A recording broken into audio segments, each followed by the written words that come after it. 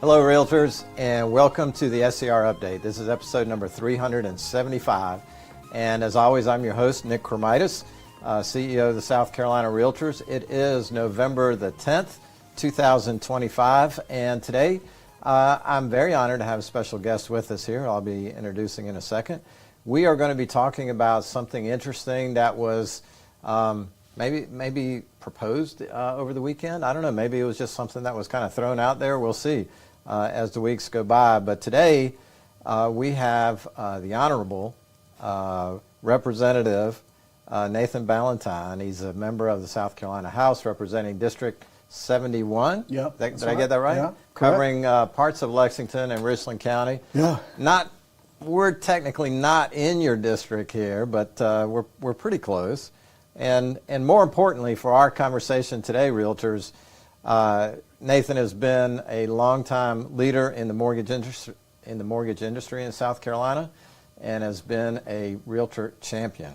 So Nathan, welcome. Thank you, Nick. Thank you. 375 episodes. Absolutely. Yeah, we started this during COVID, filming in my backyard in Florence. Yeah, that's my first time to the set here. Very nice, so very good, and thank you for mentioning my paying job in the mortgage business. But I've certainly been blessed to be a public servant for many years, and known you for, I guess, more than 2 decades now. So thank you for the work you do. Tell us about your committee appointments in the House. So I thought it'd be something kind of cool to be on Ways and Means, which is the budget committee. And I got there a couple of years ago, but it's one where I got to say no more than I say yes. And I don't like doing that. I like to help out as many people as I can, but when it comes to state budget, it's y'all's tax dollars that we're spending or allocating. And so I'm kind of a bad guy sometimes, having to tell a lot of people no. I'd like to help everybody we can, but we can only take the resources so far. And just like families do at home, you got to go where the biggest bang for the buck it can be. So return on investment. So you can't print money like Congress does? No, I wish. We have fiscal restraints in Correct. South Carolina? And that's something, if y'all don't know that here in South Carolina, we do have a balanced budget every year. So it's something we've got to do. That's awesome. And I know it's not an easy thing, and you've got a lot of different constituencies that are always asking for resources. We certainly appreciate all that you've done. Now, you're in your 20th year at the State House? Yeah, don't say that. Sounds too establishment there. That's in this anti-incumbent environment, But yeah, I didn't know, God's got a plan for everybody. I did not think it would be 20 years to be in office, but I love what I'm doing. It's just a privilege, to represent Irmo Chapin and Ballentine. Yes, that's where my family's from. But, paid some dues along the way. Worked for several governors, several speakers, and took some shots back in the day for what I think was speaking up for what's right. And, everything works out for the good, and I still got my paying job, and that's mortgages and working with realtors. Well, tell us a little bit about your mortgage business. I know you've been in the industry for a long time. Yeah. And you've recently made a big I did. change. Yeah. Thanks for asking that. So, I graduated from USC in 92 and went to work. At the time it was South Carolina National, which became Wachovia and then ultimately Wells Fargo. I've been in the mortgage side of things for over 2 decades now. And, I worked for Wells Fargo for 23 years. I'm a loyal guy. I thought I'd retire there, but opportunity presented to go work for Movement Mortgage about 10 years ago. I'd never heard of them, but it sounded like a great company. They were getting deals closed, which is important, obviously, to realtors and real estate. So I was there for 10 years. Won't say a bad thing about Movement. They're a great company, but opportunity came along to work for New American Funding, which is where I started a month ago. Well, it certainly goes hand in hand with our mission statement here at SCR, right? Keeping the American dream alive. And the work that you've done over the years have literally helped hundreds and thousands of families, individuals put roofs over their heads. And we could have a whole episode to talk about the benefits of homeownership and building generational wealth and all of those things that come from homeownership. Over the weekend, FHA announced that, and I think they may have done it like on Twitter or something, that they are looking to create a 50-year mortgage product. Yeah. Obviously the price of homes has become a crisis. It has slowed down a little bit since COVID, but in South Carolina alone, home prices are 64% higher than they were in 2020. And if you go not too further back, then the numbers are exaggerated even more. So I got my shot coffee this morning as I'm new to drinking coffee. I don't know if you knew that. I got Diet Coke. I'm the same way. I don't drink coffee that much. I literally had my first cup of coffee just a few months ago. Eased into it? What do you get? A lot of cream? No. It's just a blonde roast that's got a little bit of cinnamon in it. All right. We're all growing up at our age. Phil Mickelson says put a little cinnamon in there to relieve like joint pain after working out and stuff. So a little old age tip from one little guy to another. But this morning I was thinking, I was kind of putting my thoughts together to give this update to our members today, and I said, you know what, I need a mortgage expert to come on the program with me today. And I know I sent you a text like at 6:45 this morning. I'll make time for you and the realtors anytime. I appreciate you accepting my morning text, and I apologize. No. Sometimes I get that caffeine in me and I'll start texting. I know Mike will tell you, I blow up the staff sometimes even on the weekends with text messages. So thanks for joining me this morning. So getting back to the issue at hand. So the FHFA announced that they are considering a product that would extend the kind of the standard mortgage by more than 20 years. So the question everybody's asking, I've seen a lot of debate online over the weekend. Is this a lifeline for first-time home buyers? Does it become a debt trap, long-term for homeowners? But I wanted to start by talking a little bit about the history of the 30-year mortgage. And a lot of our members may not know, or I know y'all don't go. I know we have some old timers in the industry, but nobody's this old time. But going back to the Great Depression, before the Great Depression, mortgages were, these adjustable 2 or 3 year, maybe 5 year at the max with this huge balloon payment at the end. And when the Depression hit, the country saw foreclosures like never before. And so the government response to that was the creation of FHA, the FHA, and the secondary market. That's where Freddie and Fannie were born. And it led to this long-term amortization of fixed rate loans. It's something never had before. And as I dug a little bit deeper, I realized that the United States, our great country, is unique in terms of mortgage products, right? There aren't many other countries that offer this type of loan. Yeah. European, it's kind of unheard of over there. When you talk about how we buy houses in America versus how they do in those other countries, it's a completely different process. Absolutely. I think I think Denmark is the only country in the world that has a 30-year mortgage product that's similar to ours. France, and there are a couple of others, but they have some strings attached. Most places in the world, it's 5, 7, 10 years. 15 years is the max you'll see just about anywhere, but all adjustable rates, nothing fixed. And the only thing that I know that comes out of Denmark is, Legos and, 50%, tax rates. Yeah. And I've built a lot of Legos in the day. You've got a son too. I'm sure you did that back in the day. So step on those things, and that's a really fun time. So. Well, I'm going to take Mike, I'm going to take just a second to kind of nerd out of here a little bit. But did you know, Nathan, that Lego is releasing their first Star Trek related product over Black Friday? They've never done that until this year? They had Star Wars. Star Wars, right, and Avengers and Marvels. And they've, recently they've done F1 cars and all that kind of stuff. I've got one in my office if you want to see later.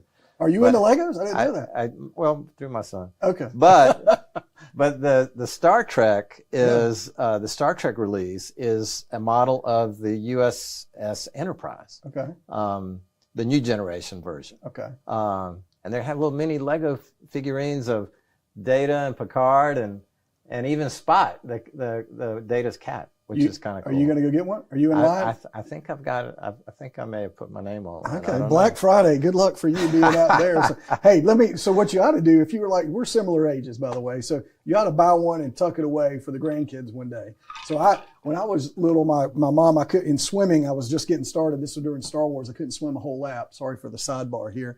And so my reward, my mom would buy me an action figure if I'd swim the whole lap.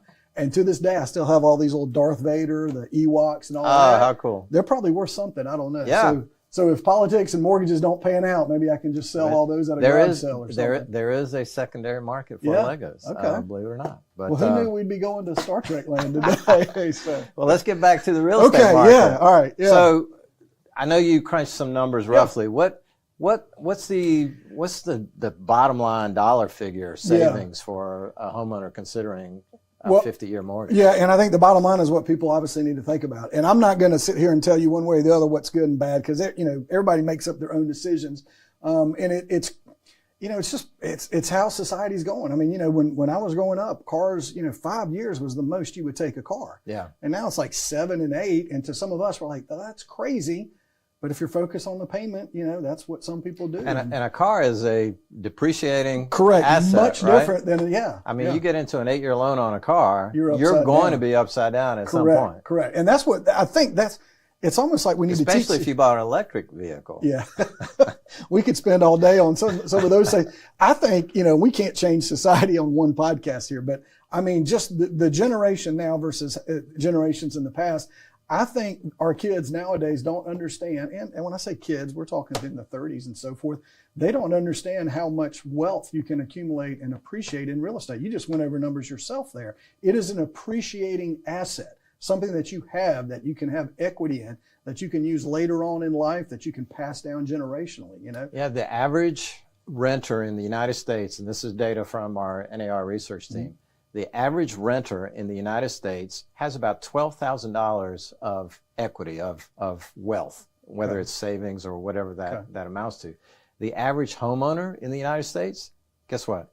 Over $300,000. 30 times. It is without question the fastest way to build generational wealth. But there are lots of reasons. These younger generations want to be more mobile. They want to be more, until they decide, hey, wait a minute, maybe settling down is not such a bad thing. And they've waited now till they're in their 30s to do it. But it's still something that they aspire to. Yeah.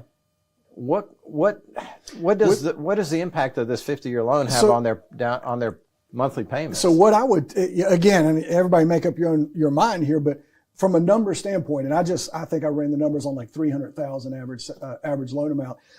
If you assume that the rate on a 50 year is the same as a 30, which is not a good assumption because there's going to have to be risk involved in that. They're going to put a little premium on that.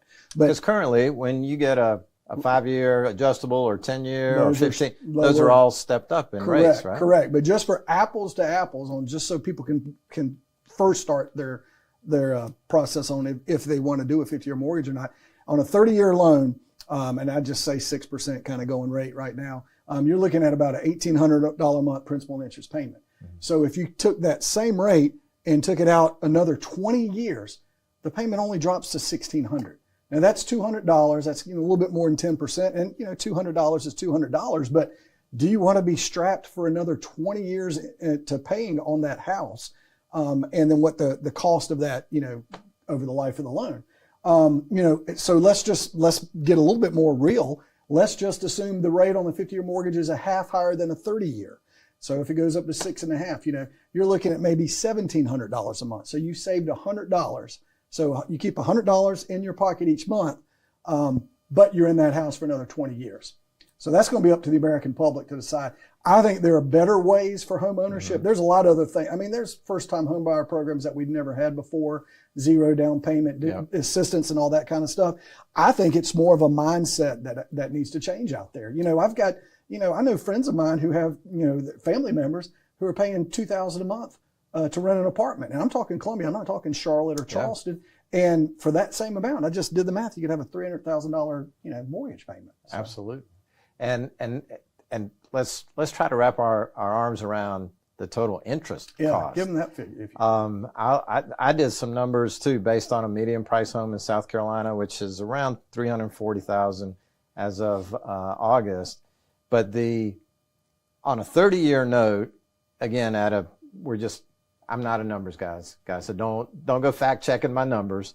But it's close. I've done a reasonable estimation here. But on a 30-year note, the interest over the life of the loan at 6.5% is about $340,000.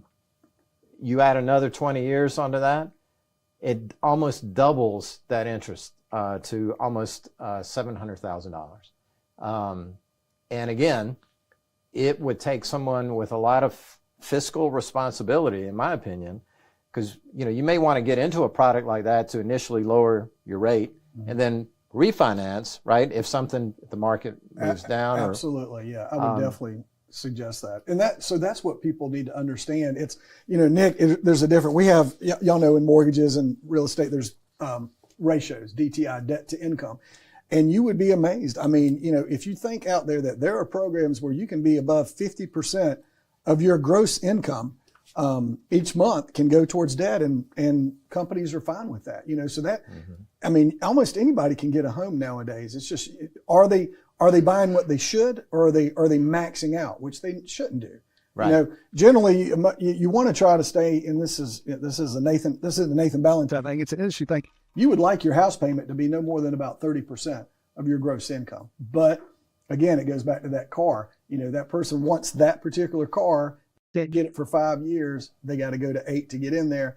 Again, let's not confuse things though. As you mentioned, the car is depreciating. So it is not the same as real estate. So if you need a 50-year mortgage and they're available out there and that fits your bill, do that. But I would be shocked if anybody stays in a 50-year mortgage for 50 years without refinancing somewhere. Yeah, I mean, if a typical buyer is 30 years old, I mean, that means they're 80, by and their kids have nothing after.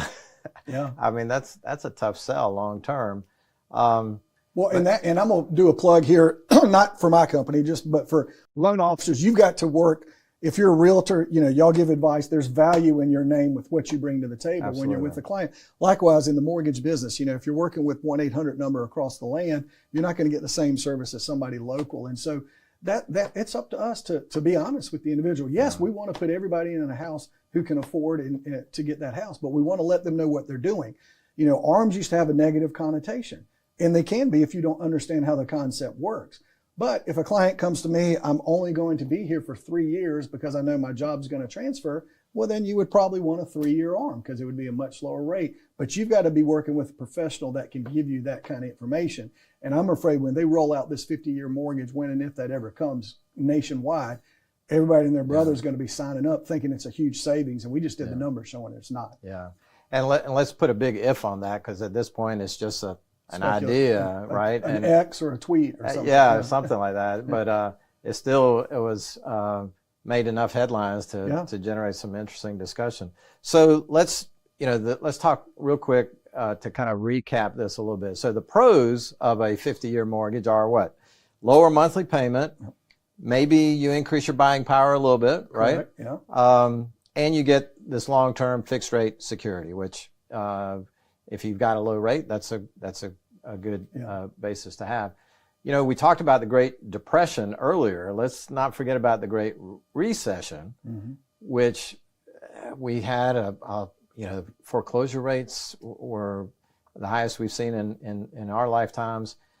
And it was a result of people buying more house than what they really needed in many cases, right? Just because the rates were so low and access to money was so easy. Obviously, the drawbacks, as we've highlighted here, would be the massive interest costs. We've got the slow or even negative creation of equity, because if you're paying out that much interest over the life of the loan, what kind of equity do you really have at the end of the day? And then the one thing I thought about over the weekend was, would this lock people in?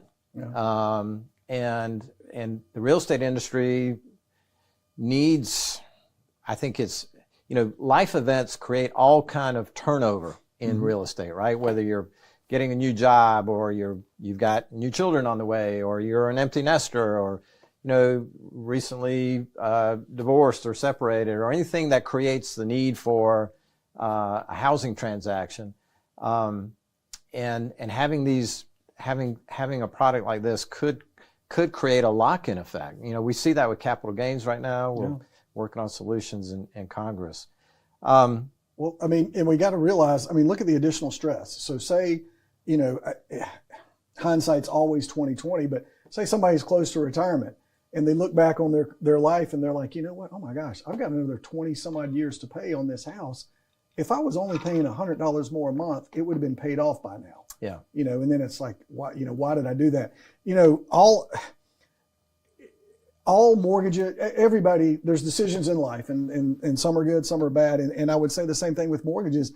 There was a while and it never took hold here in South Carolina. And I can share personal stories about that. My team, I said, we're not promoting these, but out West, option arms were a big thing. Well, that was, you're paying less than the interest on you're going upside down automatically. And so that put some people in a bad situation as soon as depreciation happened when the housing market started crashing. And so that put people in a bad spot. 50-year mortgages could do the same. So while it does, you mentioned the pros and cons, people have to make their own decisions.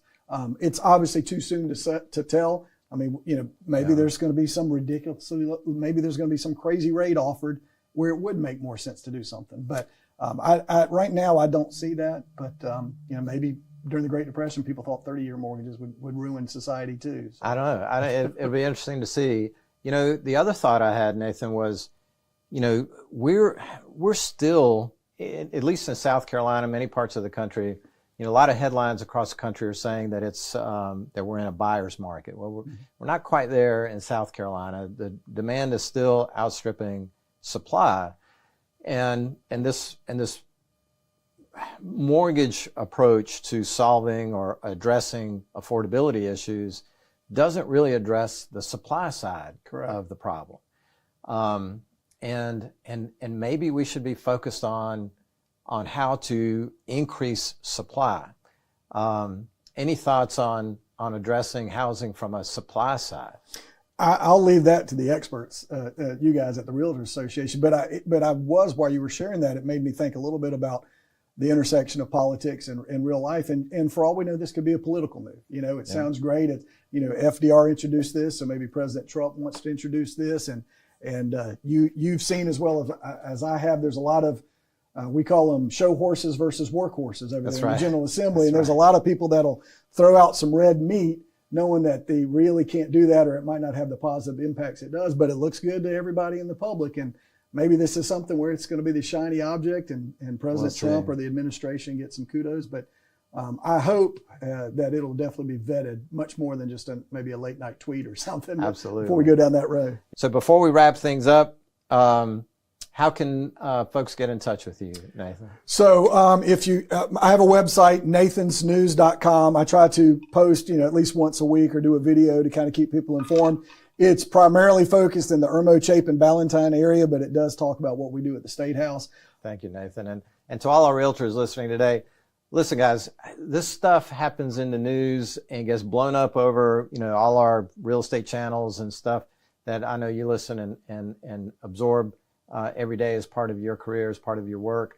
We try to help cut through the noise. And like we said, this stuff about a 50-year mortgage could just be pie in the sky. But before we start running this and start telling our clients and consumers, hey, this is the latest shiny new thing that's come on the market, let's get all the facts. Let's wait and see what FHA has to say about this in a more formal paper, or there's got to be. I mean, I don't even think current regs allow for a mortgage product beyond 30 years. So there would have to be a slew of regulatory changes to go along with this proposal. So it's something off in the distance. So Mike, is there anything else we got for today? I think that's a lot of great content. Let me thank one more time Representative Nathan Ballentine, Realtor Champion, Realtor Advocate, Housing Advocate. Thank you. For being with me today. And for all you realtors out there, get those fires started. It's going to be a cold week. Weather is, I think we're finally going to get a little taste of winter weather. The Gamecocks will be back in action this weekend. And we'll see if we can get a W on the board this weekend. This past weekend, they didn't win or lose, right? They didn't play, so it wasn't a bad. It was maybe they got some new offensive plays on the books. We'll see what we got for next week. But realtors, stay safe, stay realtor strong, and we will catch up again with you real soon. Thank you, everybody.